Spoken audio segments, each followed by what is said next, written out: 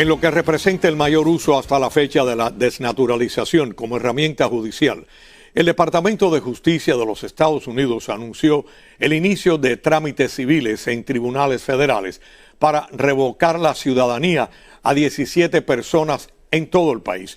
Y hoy también estaremos hablando sobre la anulación de varias medidas de inmigración que pusieron en pausa solicitudes de asilo y otras gestiones. Para hablarnos de este tema, le damos la bienvenida ahora aquí en Al Punto Florida a Ángel Leal, abogado experto en inmigración y en la Constitución de los Estados Unidos. ¿Cómo estás, Ángel? Muy bien, encantado de saludarle, Ambrosio. Siempre un placer. Siempre lo es también para nosotros. Gracias. Ángel, ¿está esto dirigido exclusivamente a extranjeros naturalizados que obtuvieron su estatus de ciudadano de Estados Unidos de forma fraudulenta o también a otras personas? A personas que naturalizaron a través de un fraude, presuntamente por haber hecho una representación falsa de un hecho material o haber omitido información material o haber obtenido la residencia, demostrar buena conducta moral, permanencia física o residencia continua de manera o forma fraudulenta. En esos casos en particular, generalmente de lo que se trata es alguien, porque hay una pregunta muy importante en la naturalización, que es que si usted ha cometido algún delito por el cual usted no ha sido arrestado o procesado. En ese momento la gente pone que no, naturalizan, juran la ciudadanía. Pasa el tiempo y hay una acusación penal. Si en esa acusación penal describe eventos que delictivos, que pudieron haber ocurrido antes de que usted firmara ese formulario y jurara la ciudadanía, en teoría usted cometió un fraude y mintió en esa pregunta. Y entonces, por ese motivo, es un presunto fraude y están pidiendo la desnaturalización de estas personas. Cuando una persona es desnaturalizada, ¿quiere decir esto que regresa al estatus anterior de residente o tienen que empezar de cero? Regresan al estatus anterior de residente, pero ya deportables. Primero por el antecedente penal. Claro. Y segundo, por fraude inmigratorio.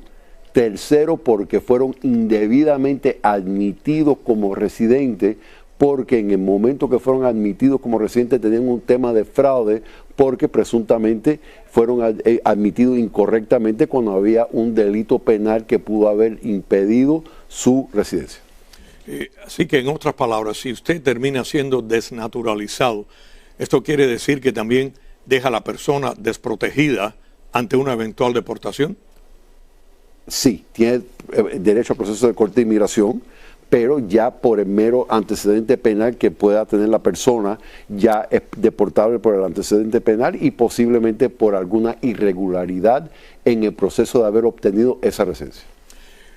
Leal, un juez federal levantó las medidas del Servicio de Inmigración que pausaban las solicitudes de asilo, como también ciudadanía y el Green Card para personas de 39 países, incluidos Cuba y Venezuela. ¿Qué viene ahora con esto? Bueno, estamos esperando a ver, y es una orden extensa de 150 y tantas páginas, y básicamente declara ilegal la pausa de beneficios migratorios para personas que vienen de estos 39 países, la reexaminación de casos de personas que vinieron cuando la administración Biden, que ajustaron a la residencia, la pausa de asilo y tomar en cuenta como un factor adverso que son personas que vengan de estos países con restricciones de viaje. Entonces, todas estas medidas las declara ilegal. En otras palabras, el gobierno no se va a quedar sentado con las manos cruzadas porque un juez federal dictaminó esto, sino que puede llegar hasta la Corte Suprema. Sí, y ahora todo depende si la Corte de Apelaciones o la Corte Suprema emite una orden cautelaria prohibiendo la implementación de esta orden. Entre otras cosas, sé que Inmigración está pidiendo una orden final, una sentencia final para implementar la orden del juez. Digamos que el gobierno no hace nada o el gobierno pierde. ¿Quiere decir esto que tienen que volver las personas a hacer las solicitudes o permanecen ahí en un archivo? No, están pendientes, sí, han estado pendientes todo este tiempo, desde diciembre, y básicamente le da la posibilidad de Inmigración de adjudicar estos casos de nuevo.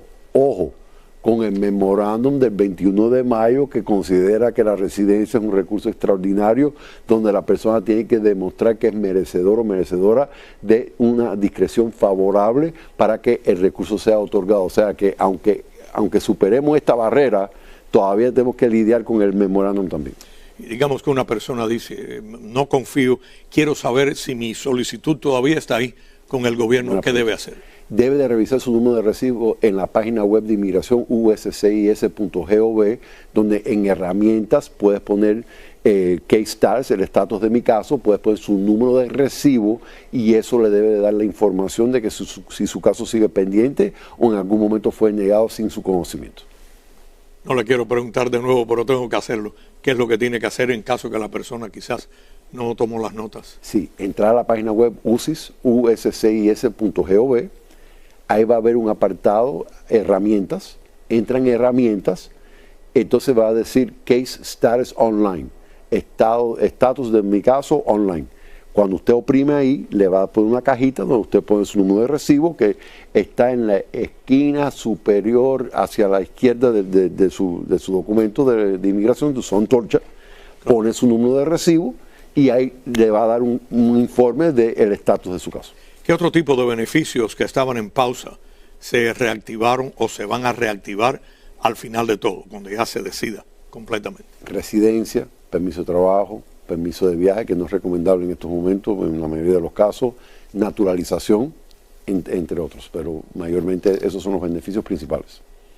Ángel, mucha gente me viene a hacer una pregunta y casi todos son de la I-220A, los cubanos. Me dicen, Ambrosio, ¿qué va a pasar si Cuba es libre el día de mañana? Yo quiero que Cuba sea libre, me dicen, pero también me preocupa qué me va a suceder a mí que estoy aquí con mi familia y que llevo tantos años. La pregunta es, ¿una acción militar en Cuba por parte de Estados Unidos libera a Cuba? ¿Ya no está el comunismo allí? ¿O hay una persona que Estados Unidos dice, ya ahí no hay una dictadura y hay libertad? ¿Qué cree usted que va a suceder con esos cubanos que están en Estados Unidos y no tienen un estatus formal, sino que tienen algo pendiente? El Congreso tendría que anular la ley de ajuste cubano, aunque la ley de ajuste cubano sí dice que deja de existir o estar en vigor en el momento que exista un gobierno democráticamente electo en Cuba. Entonces, esa acción militar no necesariamente implica que hay un gobierno democráticamente electo en Cuba. Entonces yo diría que a no ser que elimine el Congreso la ley de ajuste cubano o por su propia fraseología se elimina porque exista una elección democrática en Cuba, técnicamente la ley de ajuste cubano sigue vigente. Eso es lo primero. Y nada más que tengo que ver el ejemplo de Venezuela. Sí, hubo la acción militar, sí se capturó a Maduro, pero el gobierno no ha cambiado. Entonces, si llegara a pasar algo similar en Cuba, yo argumentaría de que no hay un gobierno democráticamente electo en Cuba de tal manera que debe de dejar de existir la ley de ajuste cubano. Y de la misma forma, tampoco necesariamente dejan de correr peligro perseguidos cubanos por motivos de refugio, raza, religión, origen nacional, opinión política. Entonces, es complicado porque depende, no es solamente la acción militar, es qué pasa después de la acción militar y qué gobierno ocupa el poder en Cuba para determinar el futuro de la ley de ajuste cubano y todos estos casos de asilo.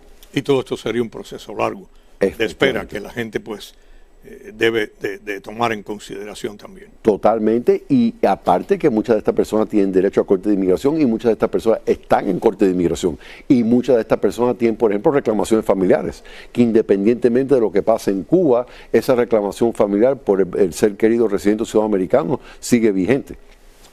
Ángel Leal, abogado experto en inmigración y en la Constitución de Estados Unidos, gracias por haber estado aquí hoy en Al Punto Florida y haber respondido todas estas preguntas. Y esta, como le dije, es una que me hacen casi a diario y no es para menos, la gente está preocupada. Es correcto, buena pregunta y es siempre un honor estar aquí en este El honor es nuestro. Muy buena su respuesta, que es el experto. Gracias. Que tenga buen día, Ángel. Igualmente, gracias.